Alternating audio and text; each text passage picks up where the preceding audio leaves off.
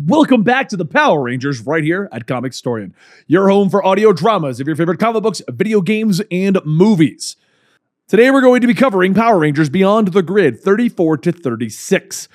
To give you a super fast recap of the first 30 issues, the Mighty Morphin Power Rangers, which is the original team, battled against Draken, which is a time-displaced alternate reality version of Tommy Oliver who took on the powers of the Green Ranger and the White Ranger, and he tried to destroy the grid. In the very end, he managed to win, but using the power of the grid, they managed to save the entire multiverse of the Power Rangers. After that, a few of the time-displaced Rangers, who no longer had homes to go to, went on another adventure, and that brought us to the Beyond the Grid storyline. Now, in our last video, those time-displaced Rangers found themselves in a strange land where the light of the Morphin Grid did not shine. As Grace, one of the original Red Rangers, worked on trying to find a way back home, the Promethea was sapped of the little energy that it had by an unknown Ranger who seemed to be able to access the Morphin Grid. After tracking down the Mystery Ranger, everyone learned that having no power was the least of their problems. There was someone else looking to destroy them. With the Mystery Ranger Elarian, the Rangers now have a fighting chance against the darkness looming over the galaxy, the Praetor.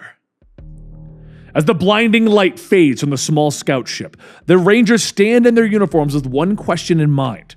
How did they morph? How were they able to morph in a galaxy void of the Morphin Grid? Cameron runs to the controls, calling back to Torona of the Promethea that they need to scan for the grid. Something happened! Torona radios back that he might not be aware of this, but they are currently staring down a giant red hologram of an Imperial space tyrant. Torona runs a quick scan, and he notices something. There is energy in this galaxy, and it's coming from their ship.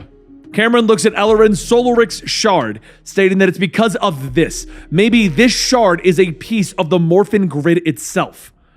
Before any more questions could be asked, over the comms, the Praetor shouts to bring him the Solarix, or he shall claim all their heads. Elleren sighs, telling them that this is her fault. And Kim tells her that it isn't her fault. No one should have made a Ranger the way that she is. No team of her own, no mentor. Rangers aren't meant to be alone. With Solarix supercharging them, they have a chance to do something great. A chance to summon the Zords. With the Solarix's energy coursing through their veins, the Zords begin to appear in space, and Kim tells everyone that it's time to unleash everything that they've got. Everyone heads out into space, and Kim messages back to the scout ship, telling Elleren that she needs to run. They don't know how long this will last, but she needs to take the Solarix as far away as she can. The Praetor asks, "Is this all you could think of? Weapons? I don't need weapons to fight you." Michael, so angry, so bitter, all alone. She doesn't even love you back. How could she love a brute like you? Kim, the killer who will kill again. Traitor who will betray again. Do you fear your rejection half as much as you fear your own thirst for violence? Cameron, hollow and numb, a suit of armor with no one inside. Who would cry for you if you were gone? Andros, are you happy to have your sister here with you, even as all of your friends have lost everything? And Tanya, trying to save what cannot be saved. So much doubt, so much is already lost. Now, soldiers, blast through them! Blast through the wounded!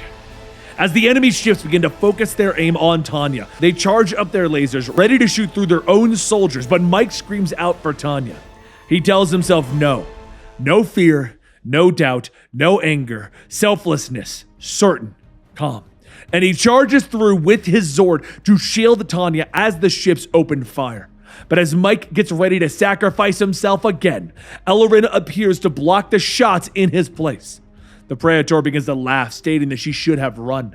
Now, I will destroy you with your friends! As Elleren falls through space, Kim rushes over to try and save her, but she too is shot down. Kim's Zord fades, and Elleren grabs onto her, telling her, don't worry, she isn't going to let her fall. And from now on, she's going to be there to catch them. But over the comms, Grace's voice can be heard calling out to the Praetor as she cleaves her way through the enemy ships in her analog Zord. She tells them that she's only going to say this once. We were always going to fight That you can count on. And we will fight until we're down to the bone. The Praetor calls out to his ships, telling them that he needs not an army to crush them. All I need is time, and you will destroy yourselves. Once all of the Rangers are accounted for and they return to the Promethea, Kim, Cameron, and Haeckel all sit down to have a much-needed break. Haeckel tells the two that he appreciates them coming to sit with him. There's something. He needs to talk to someone about his past. A long time ago, he was not exactly possessed, but he was cohabited by a monster named Snide. The Praetor's words made him realize that this is not something that he can keep to himself if he's going to have everyone trust him. Snide made him do evil things. He fought the Dino Charge Rangers in that dimension. But as he fought, he uncovered memories. Memories of a butcher named Lord Arcanon who annihilated his homeworld. Eventually, he was released from Snide and he helped the Rangers. And they helped him. When all was said and done, he was free. He was even given a mentor, Zenowing, who would teach him to become the keeper of the dark energy that had been used to corrupt him in the first place. By a strange quirk of fate, he was allowed the impossible, to return to his homeworld, Sentai 6, before it was destroyed. He had a chance to do things right, to begin anew, to make a difference. But Lord Arcanon was still to come, and he needed a way to defend it. He suggested that they arm their people and strengthen them so that they could fight back, but Zenowing said that that would result in the same thing. The people would lose who they are, lose their identity, its memories, its virtues, its hopes, its sense of self. It would be just as good as destroying it. Those people were a peaceful race, and to turn Sentai 6 into a war planet would be just as good as giving the planet to Lord Arcanon. So in secret, he stole Zenowing's morpher in an attempt to sacrifice himself so that the others didn't have to fight. Zenowing learned what he was doing, so he locked him in a room and set out to fight Lord Arcanon alone. And he did, and he won. The cost was that the darkness within him was returning, and he gasped for air as he tried to fight it. But just when he was about to succumb to it all, Zenowing appeared again. Zenowing took the darkness into him, his final words to him being, "Try to be good. Try to be happy this time." So he floated there in space, the cold stillness setting in.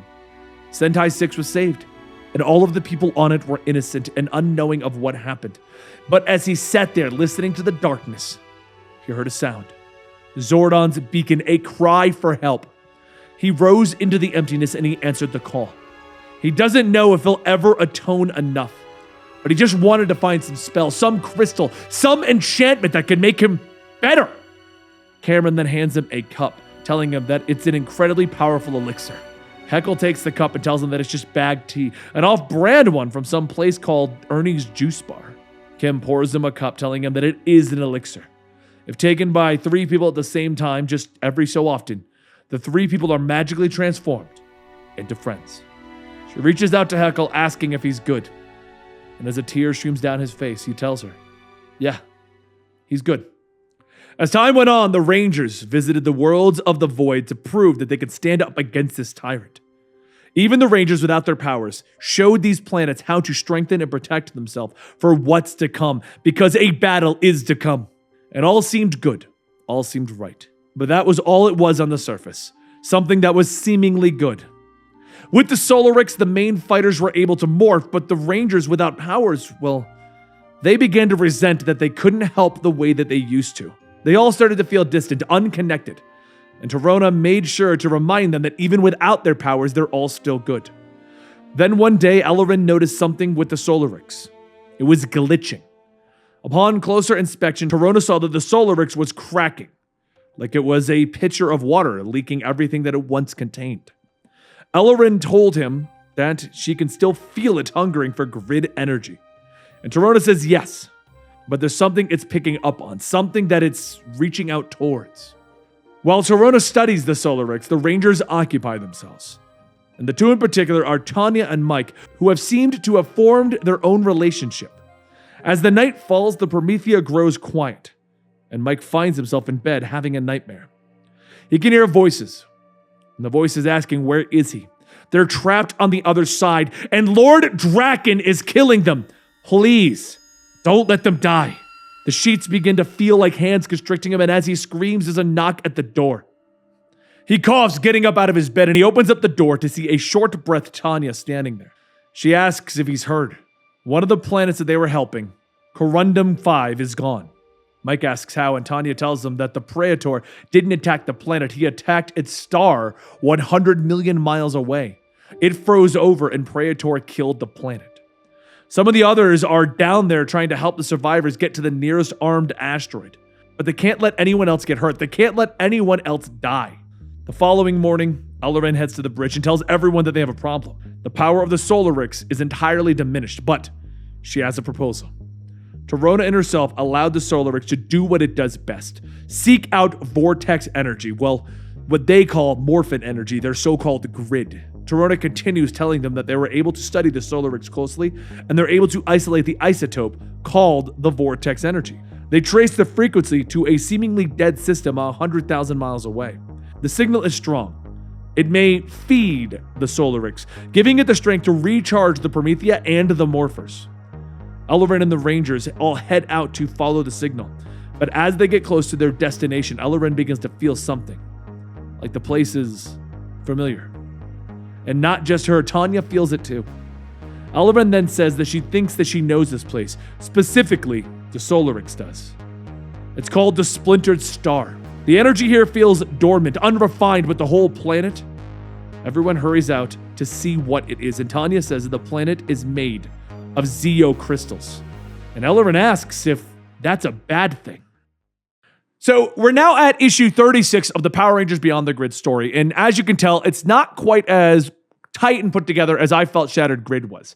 The issue for that is they're trying to pick up where Shattered Grid left off with the multiverse being broken, which has led to a lot of these different characters and stuff. Now, I know a lot of these characters you might not know if you just jumped in at this video, so I am linking the full playlist down below because this, like our Spider-Gwen series, like our Batman No Man's Land series, like a few of the series, so this is actually a continuation of a series that we did on February 24th, 2019. So it's almost been a year since we did another Mighty Morphin Power Ranger story. So you may be a little lost as we're kind of jumping back in the middle of it. The battle plan here is to conclude Shattered Grid with our next episode in a week or two. And then we're going to move into Necessary Evil that brings back the White Ranger, the original Rangers that you all know, the red, black, yellow, all those characters. If you're wondering what the Zeo crystals are, the Zeo crystals actually gave the Power Rangers a lot of their power at a later date in the Power Rangers history. It's the Power Rangers Zeo series, basically. So I hope you guys enjoyed this. I hope you're excited to see where this series is going to go, and I hope you're happy that we brought it back.